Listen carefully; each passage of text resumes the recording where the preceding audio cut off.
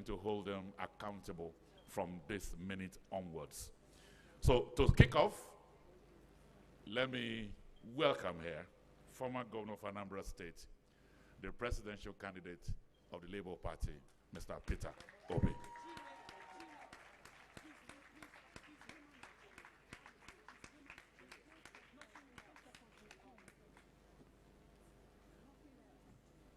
Her Excellency, the First Lady, and Your Excellency, the Minister, let me stand on all due and existing protocols and start by apologizing that I have to run away immediately. I had an engagement that I'm running to Tribal, but when they say women are involved, I said I must be here because I know what will happen to me at home if I don't go to this one.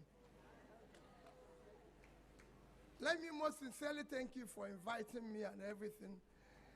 What we are doing, I've heard what you said about your agenda and everything.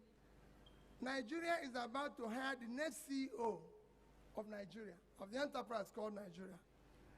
And the only thing we have to sell, and I plead to you, mothers, because what we are going through today as a country, you will not believe it.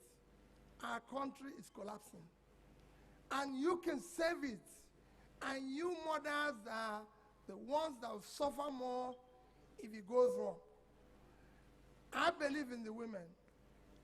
And I believe that you can save the country. So for me, if anybody is coming to tell you what he's going to do tomorrow, let's start from what he did yesterday. Let's look at his past. Look at where he's coming from. I have served in various ways in the corporate industry. And I want you to go and check my record there. But because of want of time, I want to talk about the way I work with women as governor. That's where we will start. I had a female deputy governor. My chief of staff is a woman. My commissioner for planning is a woman. Commissioner for local government is a woman. Commissioner for education, woman. Accountant general is a woman. Commissioner for finance is a woman.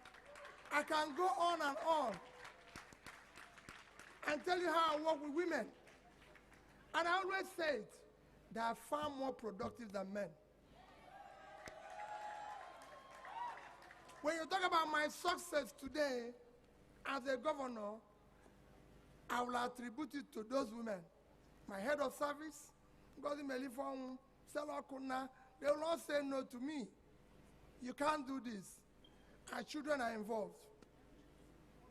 So for me, women are critical in this. If we want to get Nigeria to move, I think we have to surround ourselves with this 50% we are neglecting today. And I'm going to invest in it.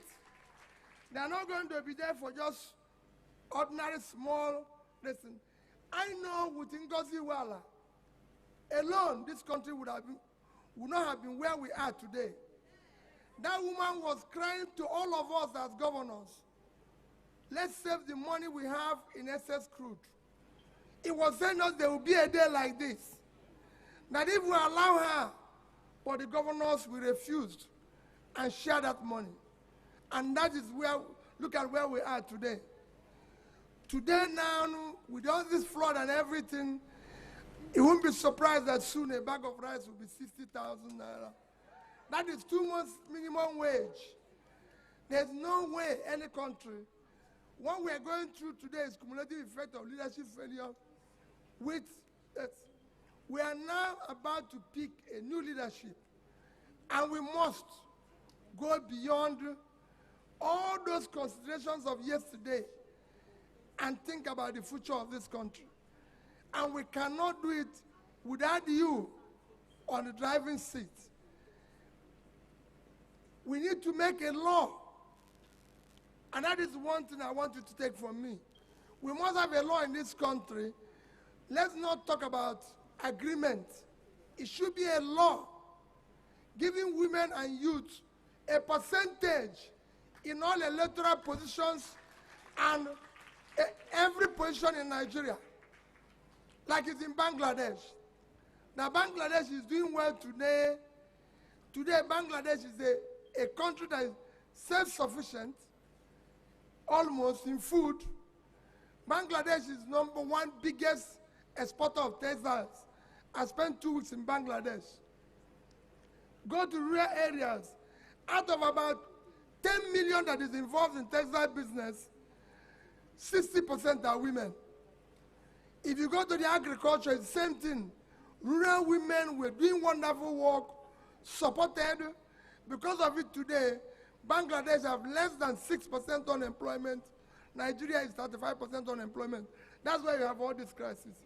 So I assure you that I will be committed, and I said, this is my past,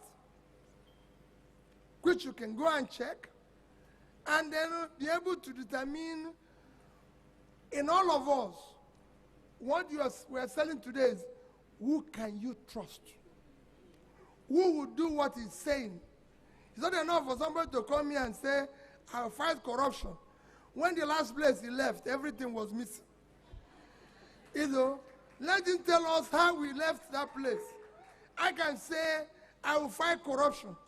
And I've said it. The last place I went, I left money.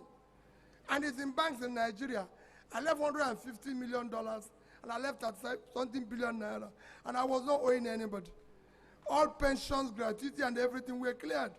So if anybody says, I'm going to do this, tell us what you did in the last place you passed. So we will trust you that when you get here, you will do the same thing. He's not telling us that I'll do this. There's too much promises here. My dear people, next year, the election, don't vote for me because I'm from the Southeast. Don't vote for me because I'm an Igbo man.